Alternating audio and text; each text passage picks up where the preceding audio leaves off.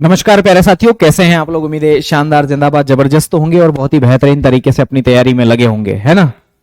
तो यकीन 2.0 बैच में आप सभी का स्वागत है और स्वागत है आप सभी का आज की इस इकोनॉमिक्स की पहली क्लास में, जिसका समय है शाम को रात को 10 बजे से 11 बजे तक। ठीक है, तो हम लोग रात को 10 से 11 बजे तक आप लोगों की क्लास लेंगे।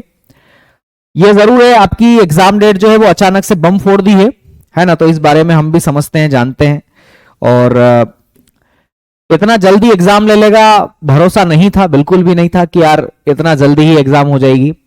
पर क्या कर सकते हैं, है ना। अब हो रही है तो होने दीजिए, क्या दिक्कत है। ठीक है, बहुत बढ़िया। नमस्कार नमस्कार, जय श्री महाकाल, जय श्री राम, जय भीम, राधे राधे, है ना, जय हिंद। बिल्कुल, बहुत बढ़िया। हेलो हेलो हेलो, कैसे हैं आप लोग? बढ़िया हैं? एक बार बताएंगे, आपको ऑडियो वीडियो क्लियर है? कोई दिक्कत तो नहीं है? बीच में ब्लर हो गया था लेकिन अभी सही हो गया वापस से। ठीक है, तो हाँ जी, मांगीलाल ने क्या कर दिया? मांगीलाल ने कुछ नहीं किया। मांगीलाल ने दिल्ली पुलिस की परीक्षा बहुत जल्दी लेकर के आ गया। ये मांगीलाल है, हम क्या कर सकते हैं। ठीक है, खैर अब मुझे ये बताओ, आपकी जो एक क्लास है जो कि मैं लेने वाला हूं, मुझे सबसे पहले तो ये बताओ कि पीडीएफ से लूं या लिखवा करके पढ़ाऊं। देखो, दो चीजें हैं। अगर मैंने ये क्लास लिखवा करके पढ़ाई तो समय काफी लग जाएगा, तो मैं चाहता हूं कि पीडीएफ से आपको इसको करवा दूं। बाकी आप भी मुझे बताएं कि क्या कुछ होने वाला है इसके बारे में, है ना। आज का जो हमारा टॉपिक है ऐसे तो बहुत ही आसान, बहुत ही सरल और बहुत ही सिंपल सा है, जिसका नाम है ना, दिल्ली पुलिस 2025 में इकोनॉमिक्स हम लोग शुरू कर रहे हैं। अर्थव्यवस्था के क्षेत्र और प्रकार के बारे में हम लोग पढ़ेंगे।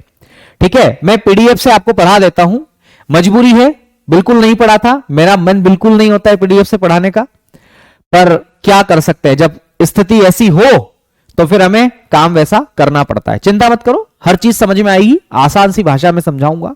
ठीक है, तो आज की क्लास हमारी जो होने वाली है ना, इसमें मैं आपको कुछ सवाल भी लेकर के आया हूं मेरे ख्याल से, कि क्या क्या सवाल आपकी परीक्षा में बन सकते हैं, उनके बारे में भी मैं चर्चा करूंगा आप लोगों से, है ना। काफी कुछ बड़ी है ये, जैसे एसएससी, एलडीसी और इन सब में परीक्षा में आए हुए हैं ये सब चीजें। खैर, इनके ऊपर हम चर्चा करेंगे ही करेंगे। जैसे एक ये सवाल था, देखो पहले एक आध सवाल हम देख लेते हैं। जैसे एक ये सवाल था, प्रश्न था, और प्रश्न था, भारत से पहले किस देश ने नीति निर्माण उद्देश्यों के लिए पंचवर्षीय योजनाएं शुरू की थी? यह सवाल आया था दिल्ली पुलिस कांस्टेबल 2023 में पहली शिफ्ट में। तो इसका जो उत्तर है वो क्या है? यूएसएसआर। आप सभी जानते हैं कि यूएसएसआर ने पंचवर्षीय योजनाओं को सबसे पहले शुरू किया था। ठीक है, इसका विश्लेषण क्या? यह प्रश्न समाजवादी अर्थव्यवस्था और भारत द्वारा अपनाए गए नियोजन मॉडल के ऐतिहासिकता, मतलब ऐतिहासिक संदर्भ को जोड़ता है।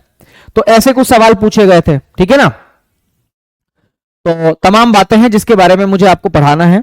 खैर, ये तो सब चीजें हैं, मुझे नहीं लगता आज वहां तक हम पहुंच पाएंगे, काफी कुछ बड़ी पीडीएफ है। पर आइए शुरू करते हैं, है ना। कोशिश करते हैं इसको समझने की, पढ़ाने की। और सबसे पहले तो ये मन से आप वहम निकाल दीजिएगा कि इकोनॉमिक्स टफ है, बिल्कुल बहुत आसान है। ठीक है, बहुत आसान है। चलिए आइए देखते हैं। भारतीय अर्थव्यवस्था, क्षेत्र और प्रकार। आर्थिक प्रणालियों का वर्गीकरण हम करेंगे स्वामित्व और नियंत्रण के आधार पर, कि कंट्रोल किसका है, ठीक है, नियंत्रण किसका है, इसके आधार पर हम लोग देखने की कोशिश करेंगे। ठीक है ना। पर अभी शुरुआत इससे नहीं करते हैं, शुरुआत करते हैं अर्थव्यवस्था के क्षेत्र से, आर्थिक क्षेत्र से। तो हम लोग हेडिंग डाल रहे हैं आर्थिक क्षेत्र, इकोनॉमिक सेक्टर या सेक्टर ऑफ इकोनॉमी।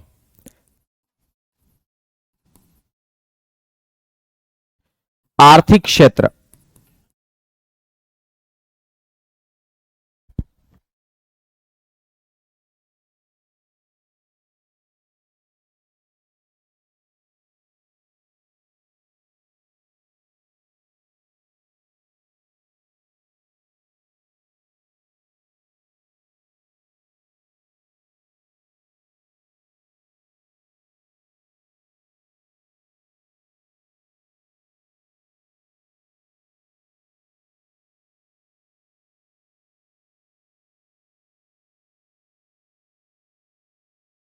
देखिएगा, आर्थिक क्षेत्र के बारे में हम लोग पढ़ने वाले हैं। सबसे पहले हम आर्थिक क्षेत्र को ही थोड़ा सा डिस्कशन कर लें, ताकि इससे आपको थोड़ा सा रूपरेखा भी पता चल जाएगी कि क्या कुछ बातें हैं, है ना।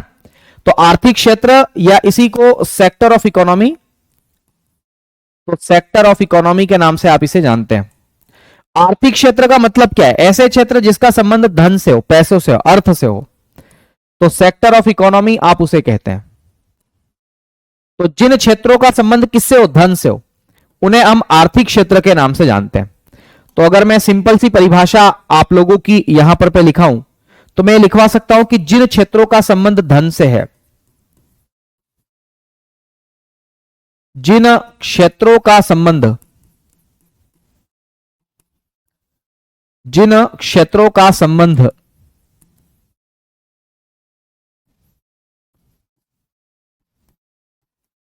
धन से हो, उन्हें हम लोग किस नाम से जानते हैं? आर्थिक क्षेत्र के नाम से जानते हैं। किसके नाम से जानते हैं? आर्थिक क्षेत्र के नाम से जानते हैं। ठीक है, तो जिनका संबंध किससे हो? धन से हो, पैसों से हो, उनको हम आर्थिक क्षेत्र के नाम से जानते हैं। ठीक है, चलिए अब आर्थिक क्षेत्र मुख्य रूप से कितने हैं? तो आर्थिक क्षेत्र मुख्य रूप से 3 है, याद रखना है। आर्थिक क्षेत्र जो है वो मुख्य रूप से कितने हैं? तो मुख्य क्षेत्रों की अगर मैं बात करूं तो 3 इसके आर्थिक क्षेत्र है। मुख्य क्षेत्रों की संख्या कितनी है? 3 है भाई साहब। ठीक है, मुख्य क्षेत्रों की संख्या कितनी है? 3 है। अब ये 3 कौन कौन से हैं? तो आइए जरा इनके बारे में हम चर्चा कर लेते हैं। सबसे पहला है प्राथमिक क्षेत्र। क्या बोलते हैं आप इसे? प्राथमिक क्षेत्र के नाम से आप इसे जानते हैं। और प्राथमिक क्षेत्र को हम प्राइमरी सेक्टर बोलते हैं। प्राथमिक क्षेत्र को हम लोग किस नाम से जानते हैं अंग्रेजी में? तो प्राइमरी सेक्टर के नाम से आप इसे जानते हैं। तो सबसे पहला एक क्षेत्र है जिसे बोलते हैं प्राथमिक क्षेत्र या प्राइमरी सेक्टर। अब सवाल यह पूछा जाता है कि प्राथमिक क्षेत्र को और किस नाम से जाना जाता है? तो याद रखना, इस क्षेत्र को हम कृषि क्षेत्र के नाम से भी जानते हैं, और कृषि से जुड़ी हुई गतिविधियां भी इसमें शामिल होती है। तो हम इसके अंदर क्या लिखेंगे? इसे कृषि एवं संबद्ध क्षेत्र के नाम से जाना जाता है। तो इसमें लिखेंगे इसे कृषि एवं संबद्ध क्षेत्र, या इसका अन्य नाम लिख लो आप, तो अन्य नाम। तो मैंने बताया कि इसका अन्य नाम क्या है, तो इसे आप कृषि एवं संबद्ध क्षेत्र के नाम से जानते हैं। कृषि एवं संबद्ध क्षेत्र, संबद्ध का मतलब है उससे जुड़ी हुई गतिविधियां। तो कृषि एवं संबद्ध क्षेत्र के नाम से आप इसे जानते हैं। जैसे कृषि से कौन कौन सी गतिविधियां जुड़ी है? और पहले तो मुझे ये बताओ कि कृषि का मतलब क्या होता है? तो कृषि ना एक प्रकार की, हम बोले कि बहुआयामी विचारधारा है। खेती का मतलब केवल यही नहीं होता। ठीक है, खरे जी, सुनील खरे सुनो, कृषि का मतलब केवल यही नहीं होता कि फसलों को उगाना। कृषि में बहुत सारी चीजें आती है। जैसे कि कौन कौन सी चीजें आती है गुरुजी? तो कृषि के अंदर फसल उत्पादन आता है, फसल उत्पादन। कृषि के अंदर फलों की खेती भी आती है, फलों की खेती। फसल का मतलब वही खाद्यान्न फसल, तो फलों को उगाना। फिर फूलों की खेती, यानी कि फ्लोरिकल्चर भी इसके अंतर्गत आता है। तो कृषि में फल फूल, फूलों की खेती। अच्छा, कृषि का मतलब सब्जियों की खेती भी होती है, सब्जी उगाना। ऑलरेडी कल्चर आप इसे बोल देते हैं। तो सब्जियों को उगाना, सब्जियों को उगाना, इसको भी इसके अंतर्गत शामिल किया जाता है। अब यहां पर लिखा हुआ है संबद्ध क्षेत्र। संबद्ध मतलब है उससे जुड़े हुए। तो उससे जुड़े हुए और क्या क्या है? तो याद रखना, कृषि के साथ साथ और कौन कौन से क्षेत्र जुड़े हुए हैं? तो जो किसान भाई मांगीलाल अगर खेती करता है तो खेती के साथ वो क्या क्या करता है? तो मेरे ख्याल से वो पशुपालन भी करता है। तो खेती के साथ साथ आपको सबको पता है वो पशुपालन करेगा। और पशुपालन का मतलब क्या होता है? Animal husbandry. क्या होता है? Animal husbandry. तो याद रखना है animal husbandry, animal husbandry, animal husbandry. ठीक है, खनन भी इसमें शामिल किया जाता है। खनन, खनन का मतलब है माइनिंग। खनन का मतलब क्या होता है? Mining, mining. ठीक है। अच्छा, डेयरी भी इसके अंदर शामिल किया जाता है। डेयरी, डेयरी, मत्स्यन, मत्स्यन का मतलब है फिशिंग, मछली पालन, मछली पालन।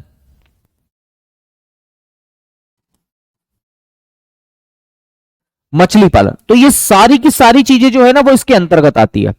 कुल मिलाकर के हम देखें तो प्राथमिक क्षेत्र में जो उत्पादन हो, ठीक है, उत्पादन होता है ना वो किसके द्वारा होता है, तो प्राकृतिक संसाधनों की सहायता से होता है। तो इसके अंदर लिखेंगे उत्पादन प्राकृतिक संसाधनों की सहायता से किया जाता है। उत्पादन जो है वो किसकी सहायता से किया जाता है, तो प्राकृतिक संसाधनों की सहायता से। तो उत्पादन प्राकृतिक संसाधनों की सहायता से किया जाता है।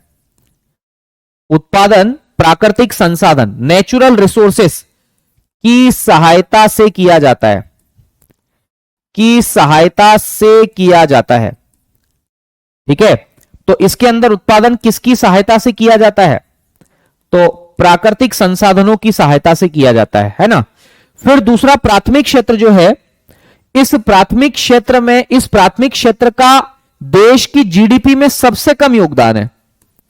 याद रखना, भारत की जीडीपी में सबसे कम योगदान, देश की जीडीपी में सबसे कम योगदान किसका है, तो इसी प्राथमिक क्षेत्र का है। ठीक है, लेकिन यह प्राथमिक क्षेत्र हमारे देश की सबसे ज्यादा जनसंख्या को क्या कर रहा है, रोजगार दे रहा है ना। तो लिखेंगे देश की सर्वाधिक जनसंख्या को रोजगार दे रहा है, देश की सर्वाधिक जनसंख्या को रोजगार दे रहा है, देश की सर्वाधिक जनसंख्या, देश की सर्वाधिक जनसंख्या को रोजगार दे रहा है,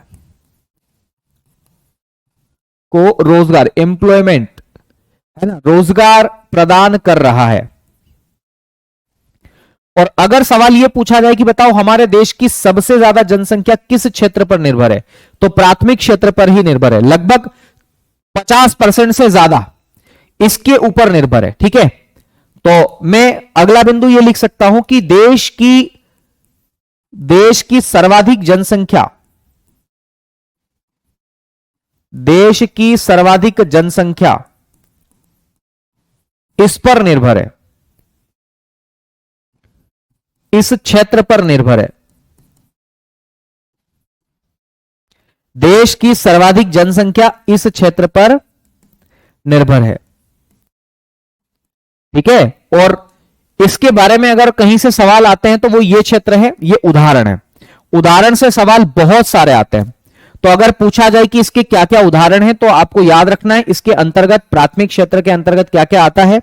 तो कृषि आती है, कृषि के साथ साथ क्या क्या आता है, पशुपालन, खनन, डेयरी, मत्स्यन, ये सारी की सारी जो चीजें हैं वो इसी प्राथमिक क्षेत्र के अंतर्गत शामिल की जाती है। ओके, कोई दिक्कत तो नहीं है। तो ये प्राथमिक क्षेत्र के अंतर्गत शामिल की जाने वाली चीजें हैं भैया। बताओ यहां तक कोई दिक्कत तो नहीं है, समस्या तो नहीं है। ठीक है, क्या इतनी बातें आप लोगों को समझ में आ गई है? ठीक है ना, अगर इतनी बातें समझ में आ गई तो बहुत अच्छी चीज है, फिर हमें आगे की ओर बढ़ जाना चाहिए। ठीक है, बताएं भाई।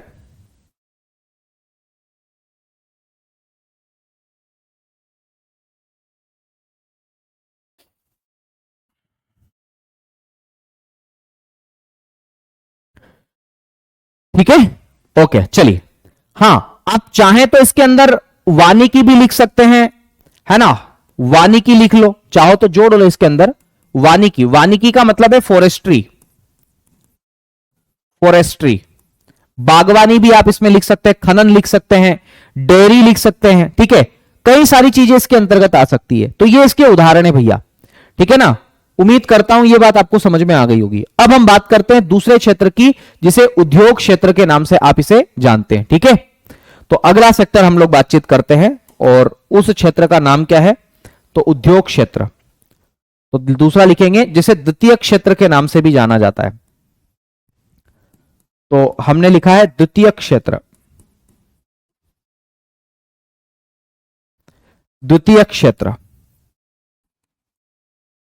और द्वितीय क्षेत्र के बारे में अगर हम लिखें, इसको हम सेकेंडरी सेक्टर के नाम से जानते हैं।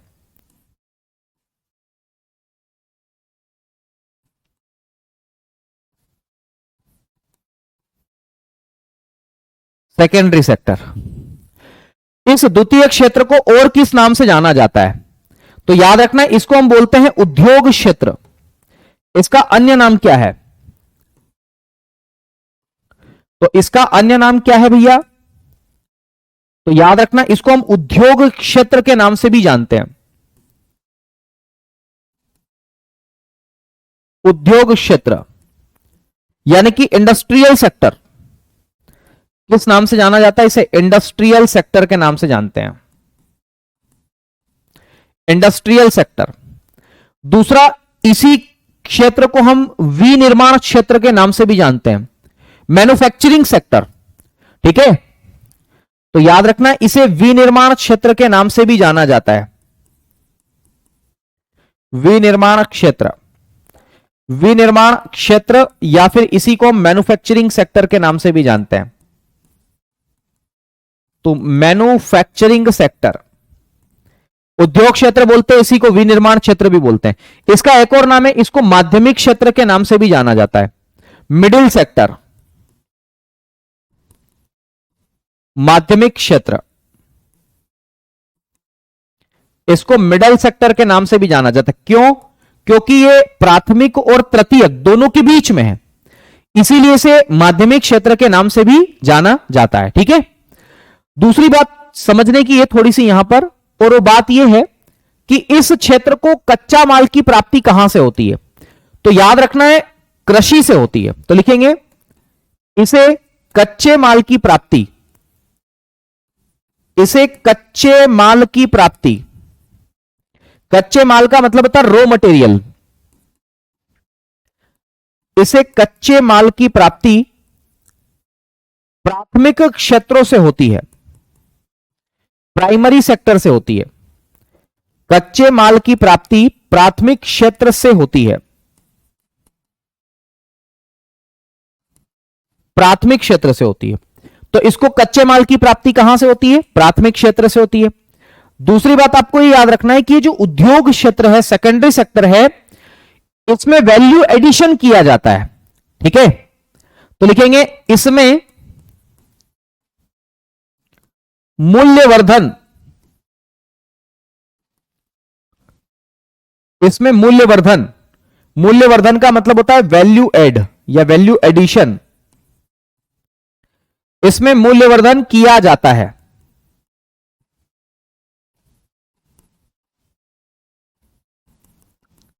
इसमें वैल्यू एडिशन किया जाता है। ठीक है, और एक नए प्रोडक्ट को बनाया जाता है। जैसे कैसे, मैं आपको बताता हूं। इसमें वैल्यू एडिशन किया जाता है और इसी कारण इसको क्या कहा जाता है? तो याद रखना, मैन्युफैक्चरिंग सेक्टर इसको कहते हैं। देखना जरा क्या होता है। जैसे एक तरफ मैं ले रहा हूं कच्चा माल, रॉ मटेरियल, एक तरफ मैं ले रहा हूं यहां पर कच्चा माल, और एक तरफ मैं ले रहा हूं मूल्यवर्धन, है ना। किसी भी कच्चे माल के साथ जब मूल्यवर्धन किया जाता है तो एक नया प्रोडक्ट बनता है जिसे बोलते हैं मैन्युफैक्चरिंग प्रोडक्ट। और इसी को हम लोग किस नाम से जानते हैं? विनिर्मित उत्पाद के नाम से जानते हैं, मैन्युफैक्चरिंग प्रोडक्ट के नाम से आप इसे जानते हैं। जैसे कैसे?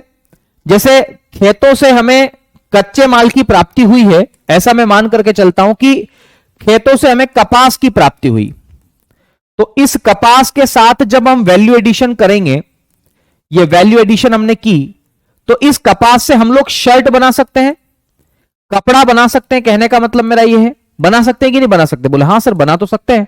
तो वैल्यू एड हो गया कि नहीं हो गया? बोले हां सर हो गई। वैसे ही खेतों से हमें गेहूं की प्राप्ति होती है, गेहूं जिसे व्हीट के नाम से जाना जाता है।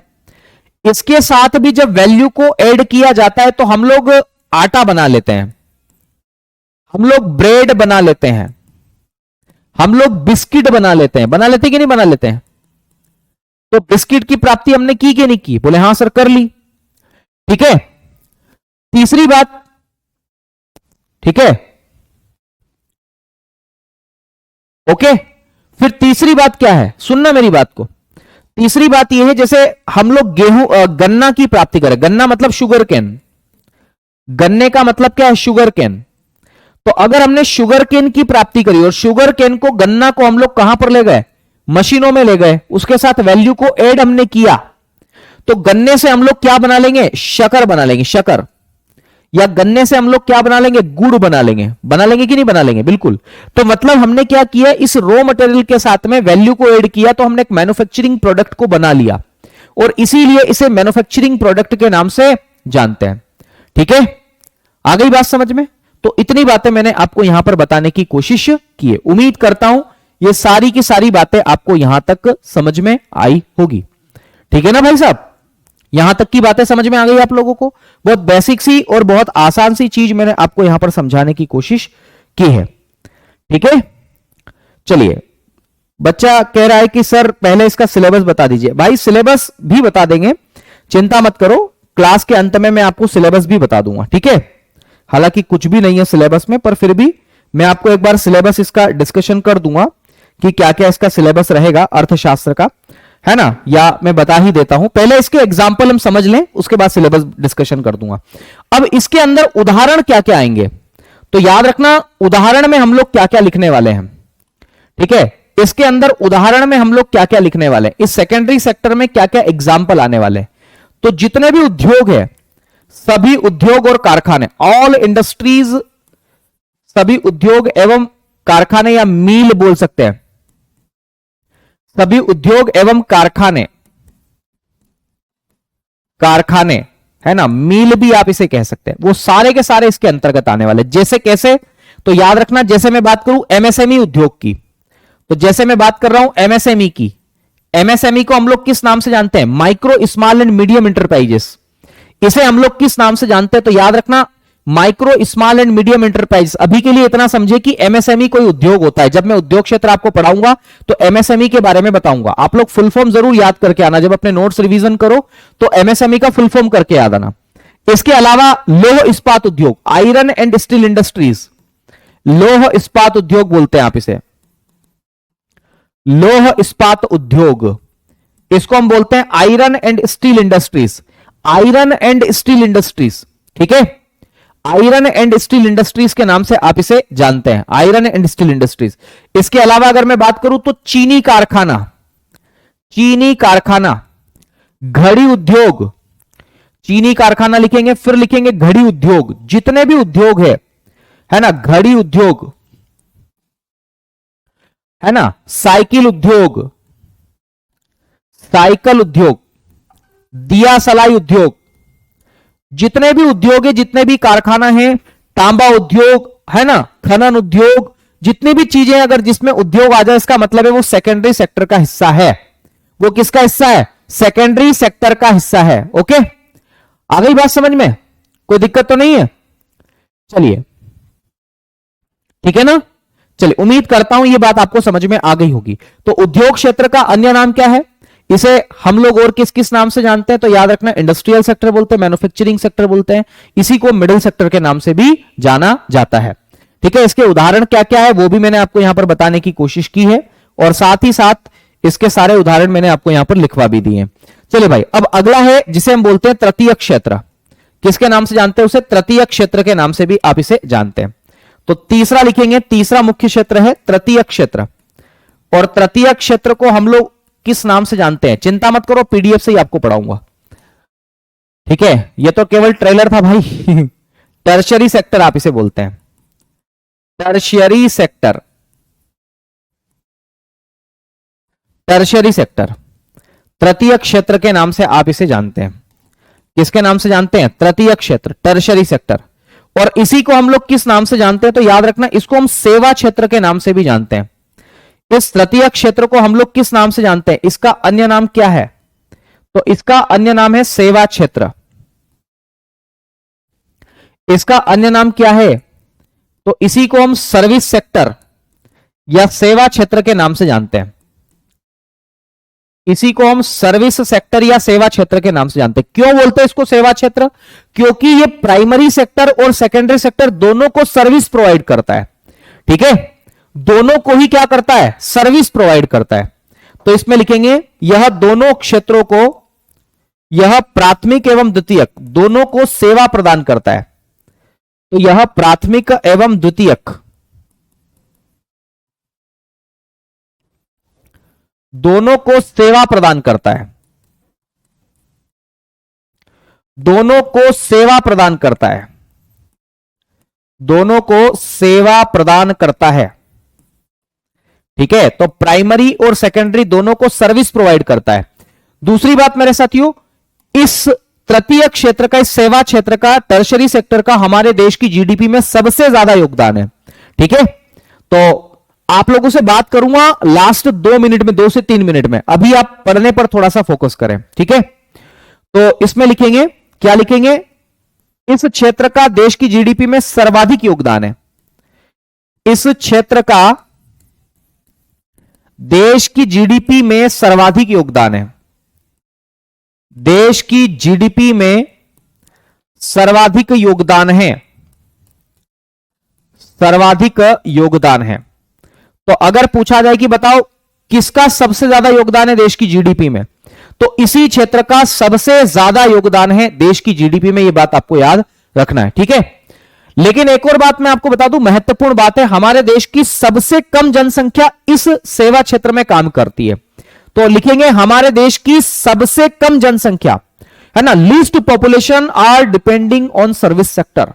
ठीक है ना, तो लिखेंगे देश की सबसे कम जनसंख्या कार्यरत, देश की सबसे कम जनसंख्या, देश की सबसे कम जनसंख्या, देश की सबसे कम जनसंख्या कार्यरत या संलग्न है। संलग्न मतलब क्या है, जुड़ी हुई है, संलग्न या कार्यरत है। तो हमारे देश की सबसे कम जनसंख्या इसी क्षेत्र में संलग्न है, मतलब हमारे देश की वास्तव में सबसे कम जनसंख्या इस क्षेत्र में काम करती है। सबसे ज्यादा जनसंख्या कृषि में है। ठीक है, अब इसके उदाहरण क्या क्या है, उदाहरण से सवाल आते हैं भैया आपकी परीक्षा में। एग्जाम्पल देखो, ये सेवा प्रदान करता है ना, प्राइमरी और सेकेंडरी दोनों को।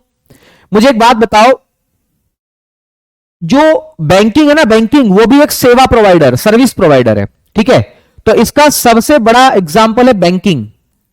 बैंकिंग, तो बैंकिंग कैसा क्षेत्र है, तो एक टर्शरी सेक्टर का एग्जाम्पल है बैंकिंग। फिर पर्यटन, आप लोग घूमने जाएंगे तो वहां पर आनंद लेंगे, तो सेवा ले रहे हैं। होटल, होटल में जाएंगे तो होटल वाला आपको सेवा देगा, सर्विस देगा। अगर आपको एक स्थान से दूसरे स्थान पर जाना है, ट्रांसपोर्ट, परिवहन भी आप इसे बोल सकते हैं, ये आपको क्या दे रहा है, सेवा प्रदान कर रहा है। ट्रांसपोर्ट भी क्या कर रहा है, सेवा प्रदान कर रहा है। संचार, कम्युनिकेशन, संचार को हम लोग किस नाम से जानते हैं, कम्युनिकेशन के नाम से जानते हैं।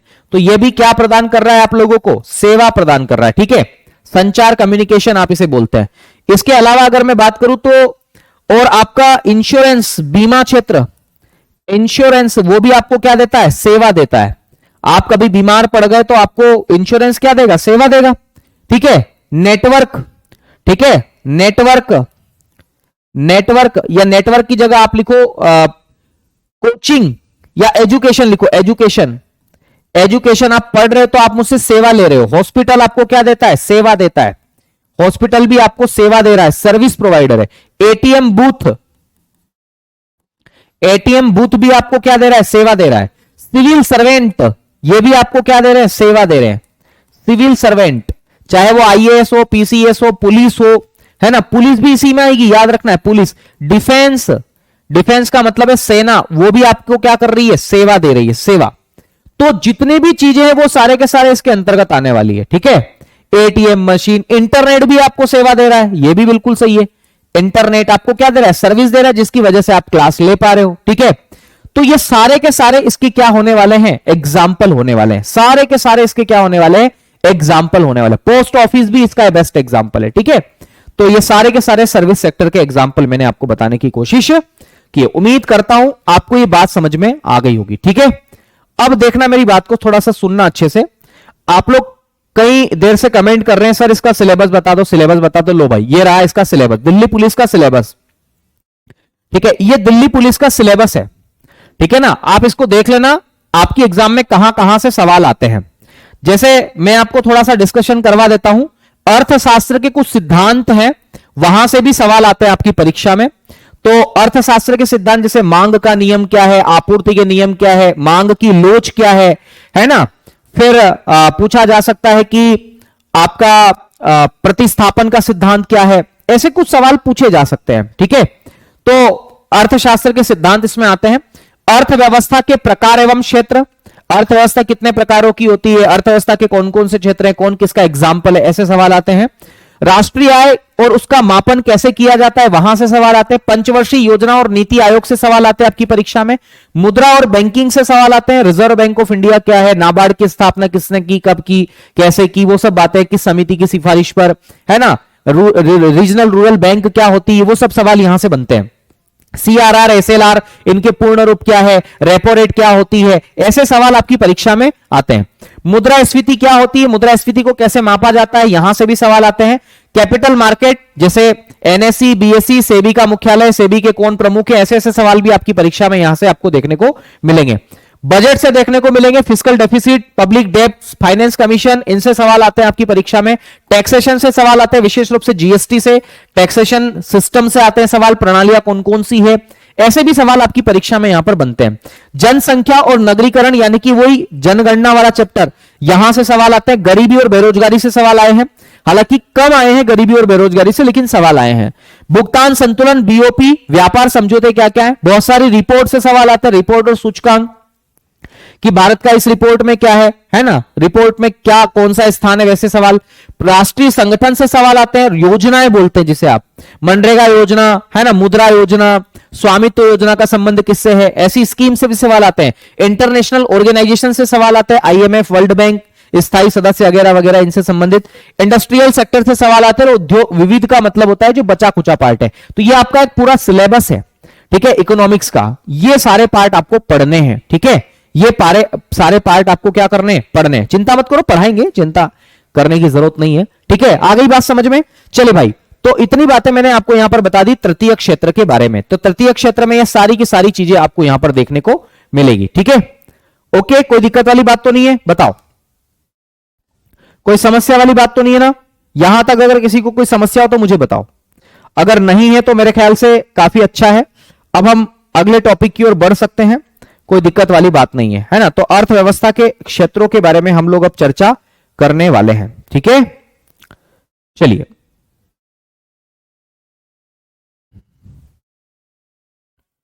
बताओ भाई।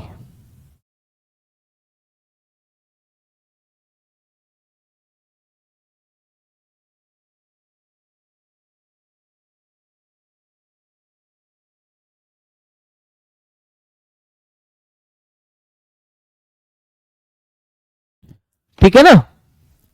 अब मैं थोड़ी सी आपको बात कर देता हूं, दो क्षेत्र और हैं। दरअसल इसी सेवा क्षेत्र को दो भागों में बांट करके देखा गया है, और वो है चतुर्थ क्षेत्र और एक है पंचम क्षेत्र। तो इसके बारे में यहीं पर समझा देता हूं आप लोगों को।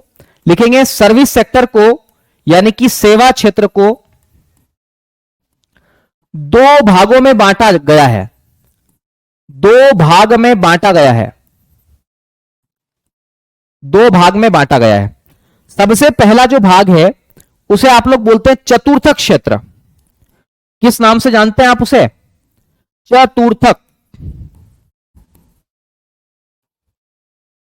चतुर्थक क्षेत्र। इसको हम लोग बोलते हैं क्वार्टरनरी सेक्टर, क्वार्टरनरी सेक्टर, ठीक है। और इसी चतुर्थक क्षेत्र को ज्ञान एवं बौद्धिक क्षेत्र, नॉलेज सेक्टर के नाम से भी जाना जाता है, ठीक है। तो ज्ञान एवं बौद्धिक क्षेत्र के नाम से भी आप इसे जानते हैं। तो ज्ञान एवं बौद्धिक क्षेत्र के नाम से आप इसे जानते हैं। जैसे इसमें कौन कौन सी चीजें आती है, तो साइंस एंड टेक्नोलॉजी इसके अंतर्गत आता है। तो साइंस एंड टेक्नोलॉजी इसके अंदर आएगा। इसके अलावा अगर मैं बात करूं तो आईटी सेक्टर, इंफॉर्मेशन टेक्नोलॉजी इसके अंदर आएगा। सॉफ्टवेयर एप्लीकेशन, सॉफ्टवेयर, ये सारी चीजें इसके अंतर्गत आएगी। तो ये चतुर्थक क्षेत्र के अंदर है। आपको तो ये याद रखना है कि चतुर्थक क्षेत्र को ज्ञान क्षेत्र, नॉलेज सेक्टर के नाम से जाना जाता है। किसके नाम से जाना जाता है? नॉलेज सेक्टर के नाम से जाना जाता है। और अगला जो क्षेत्र है उसे आप पंचम क्षेत्र यानी कि क्वाइनरी सेक्टर के नाम से जानते हैं। पंचम क्षेत्र, पंचम क्षेत्र, क्वाइनरी सेक्टर, क्या बोलते हैं आप इसे? क्वाइनरी सेक्टर के नाम से जानते हैं। पंचम क्षेत्र या इसको क्वाइनरी सेक्टर के नाम से जानते हैं। और इसमें किसको शामिल किया जाता है? तो इसमें उच्च स्तरीय निर्णय लेने वाली संस्था को, टॉप लेवल डिसीजन लेने वाले जो इंस्टीट्यूशंस है उनको शामिल किया जाता है। तो उच्च स्तरीय निर्णय, तो उच्च स्तरीय निर्णय लेने वाली संस्था है, लेने वाली संस्था है ना। टॉप लेवल डिसीजन लेने वाली संस्था आती जैसे सरकार, सरकार ही निर्धारित करेगी कब क्या होगा, कानून कौन सा क्या बनेगा। जैसे मैं बात करूं इसके अंदर विश्वविद्यालय कब एग्जाम करवाएगा, आयोग की मैं बात कर लूं, आयोग भी इसमें आएगा। सरकार, मीडिया आ सकता है इसके अंदर, मीडिया भी, साइंस आ सकता है, विज्ञान, अगर मान लो साइंस में डॉक्टर को हम शामिल कर लें, अगर किसी को हार्ट की प्रॉब्लम है तो हार्ट की प्रॉब्लम है तो उसका इलाज कौन करेगा, डॉक्टर साहब करेंगे। कैसे करेंगे वो सब कौन निर्धारित करेगा, डॉक्टर साहब ही निर्धारित करेंगे। ओके, तो ये इसके अंतर्गत आने वाला है, ठीक है ना। आ गई बात समझ में, चलिए बहुत बढ़िया, आगे बढ़ते हैं। अब अगले बिंदु की बात करते हैं, और ये तो अर्थव्यवस्था के प्रकार मैंने आपको बता ही दिए हैं, सॉरी अर्थव्यवस्था के क्षेत्र मैंने बताए। अब हम अर्थव्यवस्था के प्रकारों की बात करते हैं। देखिएगा जरा क्या क्या खास बातें हैं। आर्थिक प्रणालियों का वर्गीकरण जो है वो दो आधार, मतलब एक आधार पर मुख्य रूप से किया गया है, जिसके बारे में हम अभी पढ़ रहे हैं, वो है स्वामित्व के आधार पर। स्वामित्व का मतलब है कंट्रोल किसका है, या नियंत्रण के आधार पर, नियंत्रण भी आप इसे कह सकते हैं। तो स्वामित्व के आधार पर या कंट्रोल के आधार पर अर्थव्यवस्था को कई सारे भागों में देख करके देखा जा सकता है, कई सारे भागों में बांट करके देखा जा सकता है। किसी भी देश की आर्थिक प्रणाली उसके संसाधनों के आवंटन, यानी कि रिसोर्सेस के एलोकेशन, संसाधनों का आवंटन का मतलब है एलोकेशन ऑफ रिसोर्सेस या डिस्ट्रीब्यूशन ऑफ रिसोर्सेस, डिस्ट्रीब्यूशन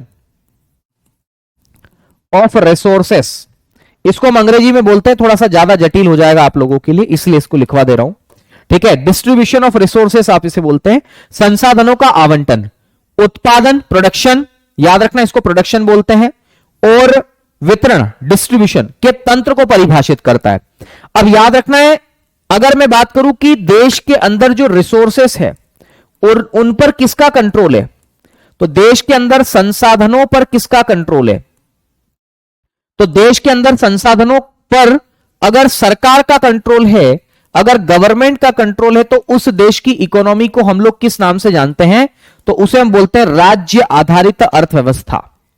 किस नाम से जानते हैं, राज्य आधारित अर्थव्यवस्था, है ना, स्टेट बेस्ड, इसको हम लोग किस नाम से जानते हैं, स्टेट बेस्ड। अगर कंट्रोल राज्य का है, या फिर हम बात करें कि उसी को हम बोलते हैं समाजवादी अर्थव्यवस्था, सोशलिस्टिक इकोनॉमी, है ना, या फिर उसी को हम केंद्रीकृत अर्थव्यवस्था के नाम से भी जानते हैं। तो केंद्रीकृत या सेंट्रलाइज्ड इकोनॉमी के नाम से भी जानते हैं, ठीक है, सेंट्रलाइज्ड इकोनॉमी के नाम से भी आप उसे जानते हैं। अगर देश के रिसोर्सेस पर निजी क्षेत्र का कंट्रोल है, प्राइवेट सेक्टर का, अडानी अंबानी इनका कंट्रोल है, तो उस देश की इकोनॉमी को हम लोग किस नाम से जानते हैं, तो याद रखना है उसको हम बोलते हैं पूंजीवादी अर्थव्यवस्था। पूंजीवादी, पूंजीवादी को हम लोग बोलते हैं अंग्रेजी में कैपिटलिस्टिक इकोनॉमी। क्या नाम बोलते हैं इसे, कैपिटलिस्टिक इकोनॉमी। इसी को हम बोलते हैं विकेंद्रीकृत अर्थव्यवस्था, विकेंद्रीकृत, विकेंद्रीकृत, डिसेंट्रलाइज्ड, क्या बोलते हैं इसे, डिसेंट्रलाइज्ड इकोनॉमी, ठीक है ना। तो उसे पूंजीवादी अर्थव्यवस्था बोलते हैं या फिर विकेंद्रीकृत अर्थव्यवस्था के नाम से भी जानते हैं। इसी का एक और नाम है, इसे बाजार आधारित अर्थव्यवस्था भी बोल देते हैं। तो बाजार आधारित अर्थव्यवस्था, मार्केट बेस्ड इकोनॉमी भी आप इसे कह सकते हैं। तो बाजार आधारित, इसको हम बोलते हैं मार्केट बेस्ड इकोनॉमी, ठीक है।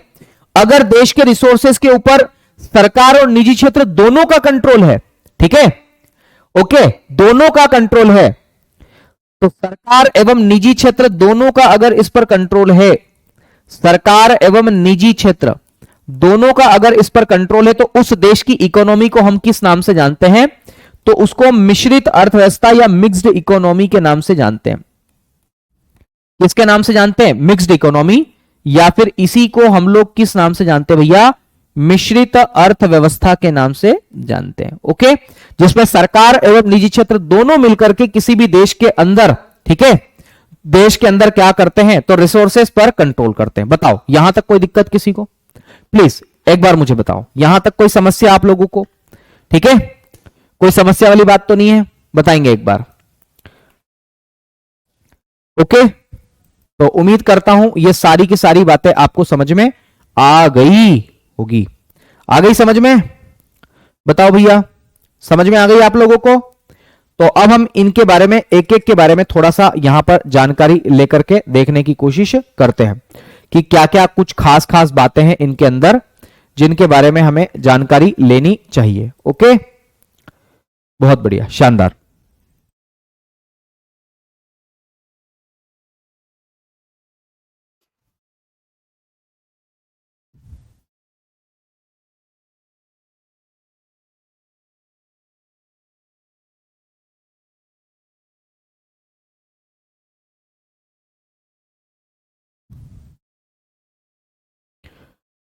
सर्विस सेक्टर रह गया। अरे भाई सर्विस सेक्टर पढ़ा तो दिया, सर्विस सेक्टर को ही तो सेवा क्षेत्र बोलते हैं ना। ठीक है, चलिए आगे बढ़ते हैं अगले बिंदु की ओर। सबसे पहले हम बातचीत करेंगे पूंजीवादी अर्थव्यवस्था के बारे में। इसको हम बोलते हैं कैपिटलिस्टिक इकोनॉमी। पूंजीवादी अर्थव्यवस्था को हम कैपिटलिस्टिक इकोनॉमी के नाम से जानते हैं। आइए जरा इसके बारे में क्या क्या कुछ खास बातें हैं।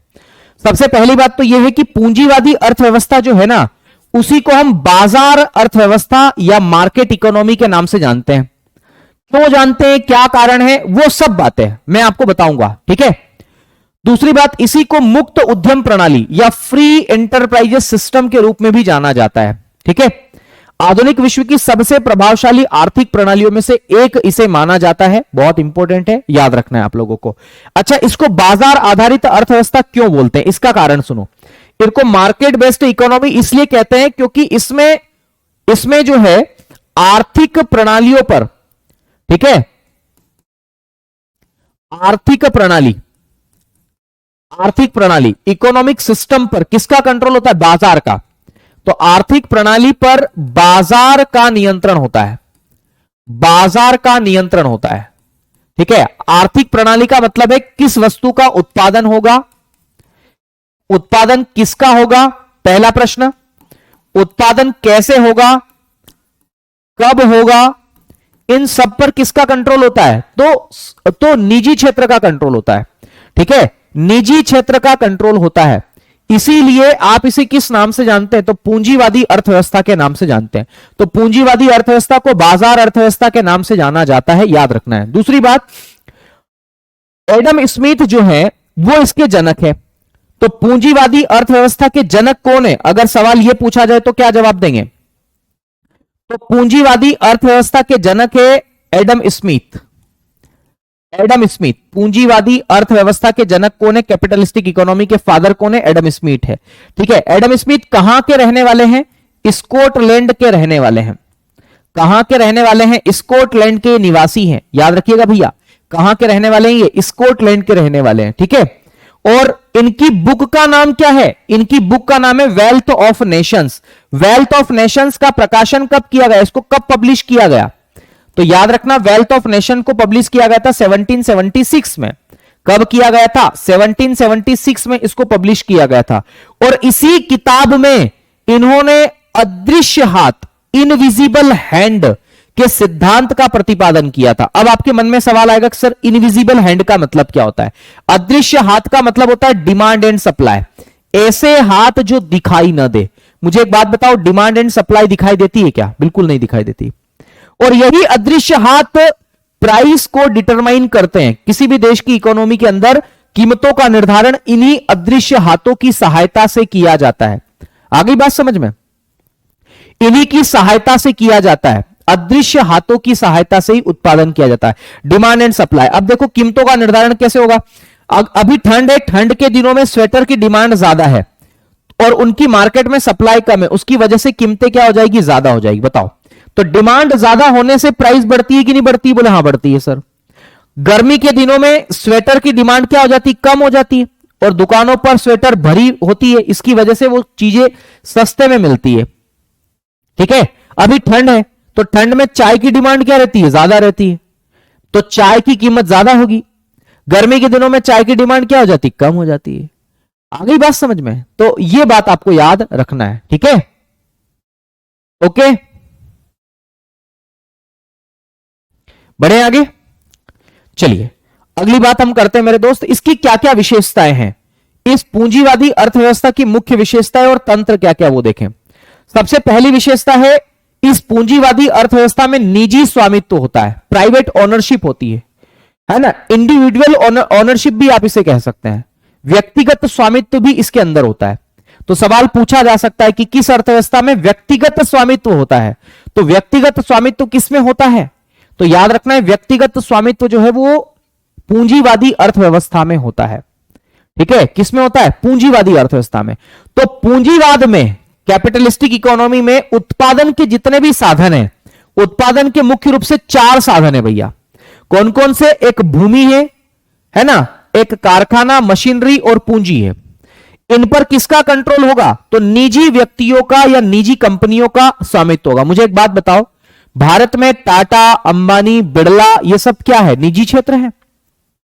और देश के अंदर रिसोर्सेस पर अधिकार इन क्षेत्रों का है कि नहीं, इन लोगों का है कि नहीं, बोले हां सर है।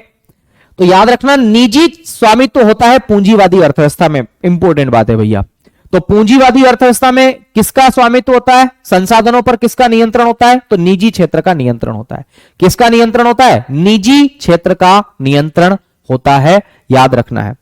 दूसरी बात, इस निजी स्वामित्व का नियंत्रण ज्यादा होता है, इस वजह से सरकार का जो नियंत्रण होता है वो कम से कम होता है।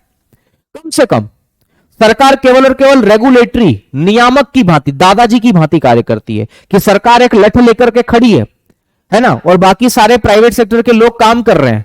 भारत में प्राइवेट स्कूल है, प्राइवेट अस्पताल है, अगर मनमाने तरीके से फीस वसूली की जाएगी तो क्या होगा, तो दादाजी यानी कि सरकार बैठी हुई है, वो लठ तुरंत ठपकारेगी से, ठप ठप बेटा ध्यान से, लाइसेंस रद्द कर दूंगी।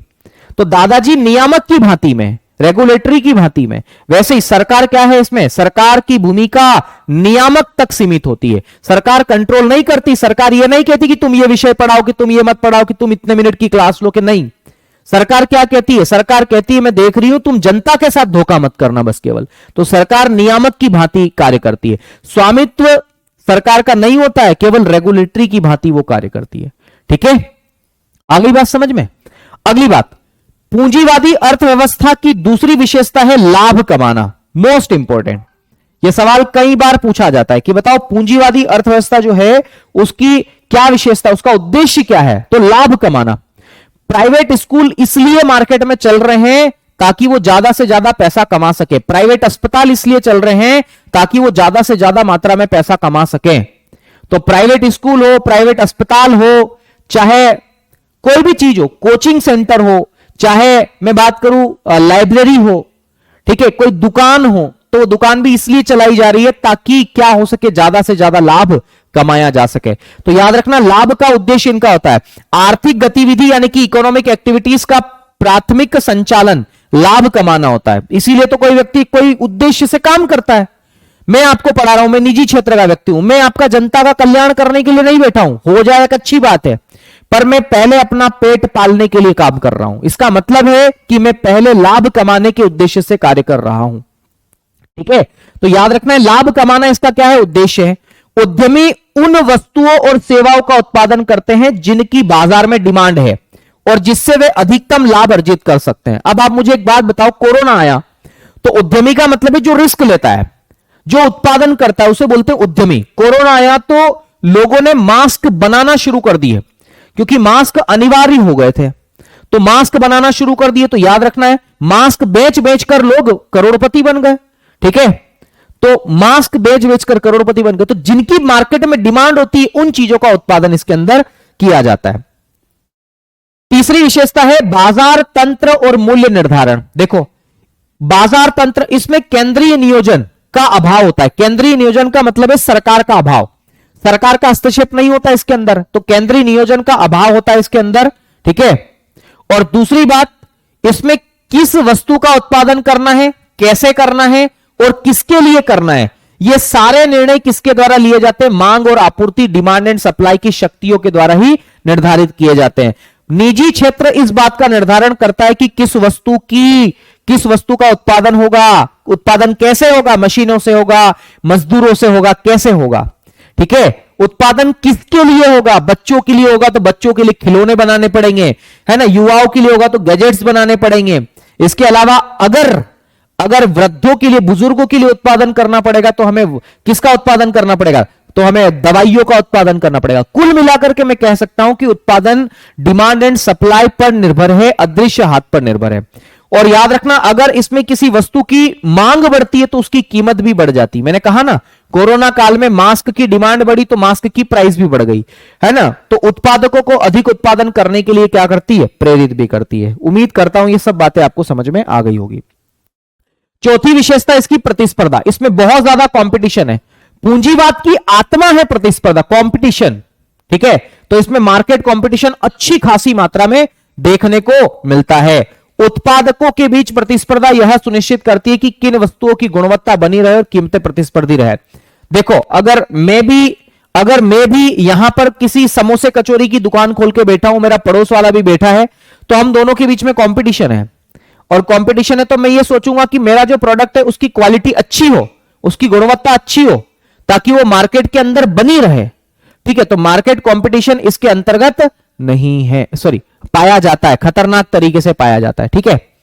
उपभोक्ता को राजा माना जाता है, क्योंकि कंज्यूमर उसकी जो पसंद है उसी का उत्पादन होगा, क्योंकि उसकी पसंद ही बाजार की दिशा देती है। इसमें हस्तक्षेप की नीति को अपनाया जाता है, लेजेस फेयर, मैंने कहा सरकार का नियंत्रण कम से कम होता है। तो ये सारी बातें मैंने आपको इसके अंदर बताई है, और अब इससे आगे की चर्चा मैं आप लोगों को कल कराऊंगा, ठीक है। तो इससे आगे की जो चर्चा है ना, वो मैं आप लोगों को अब कल कराऊंगा। आज के लिए इतना ही। तो कैसी लगी आपको क्लास? हाँ भाई, जिसका डाउट है, जिसके कुछ कमेंट्स हैं, वो रुक जाना आप लोग। बाकी जिसके कोई डाउट नहीं है, कमेंट नहीं है, वो निकल लो, ठीक है, वो जा सकते हैं भैया। तो इसको थोड़ा सा पढ़ के आना आप लोग। कल मैं कुछ सवाल भी लेकर गया, सवाल तो आज भी लेकर के आया था, पर मैं कल पीडीएफ से ही इसका उपयोग करूंगा, पढ़ाऊंगा आप लोगों को, कोशिश करूंगा ज्यादा से ज्यादा समझाने की, ठीक है। तो कल हम पंचवर्षीय योजनाओं के बारे में भी शुरुआत करेंगे। संडे को भी आपकी क्लास होगी भैया अब, ठीक है। संडे कोई अवकाश नहीं होगा आपका। तो अब हम पंचवर्षीय योजनाओं के बारे में पढ़ेंगे कल से, ठीक है ना। तो कल से इसके बारे में हम चर्चा करेंगे। कोई दिक्कत हो तो मुझे बता दो, ठीक है, नहीं तो फिर आज की इस कक्षा को यहीं पर विराम देते हैं। तो ये यकीन बैच 2.0 में क्लास चल रही है, आज ही से आपकी शुरुआत हुई है, ठीक है। तो यकीन बैच 2.0 और अर्थशास्त्र है ये,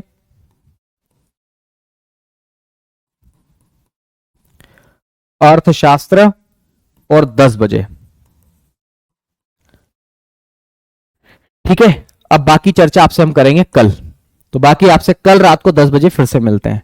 थैंक यू सर, बहुत अच्छी। सर एडिक्विटी ने इकोनॉमिक्स पर, हाँ भाई क्या सवाल है इनका, देखना पड़ेगा, एक मिनट, है ना। सर एडिक्विटी ने इकोनॉमिक्स पर काफी क्वेश्चन पूछ रही है, मैं आपके नोट से बाहर नहीं पढ़ के जाऊंगा, तो प्लीज मेरा थोड़ा फास्ट और पॉसिबल क्वेश्चन करवा देना।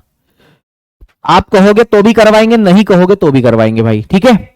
मैं नीचे बैठ रहा हूं और आपके सवाल ले रहा हूं, है, ठीक है। बताए भाई और क्या क्या सवाल है किस किस के। सर एग्जाम से पहले आप एक मैराथन लगा लेना। हाँ लगा लेंगे, चिंता मत करो, वो हमारी जिम्मेदारी।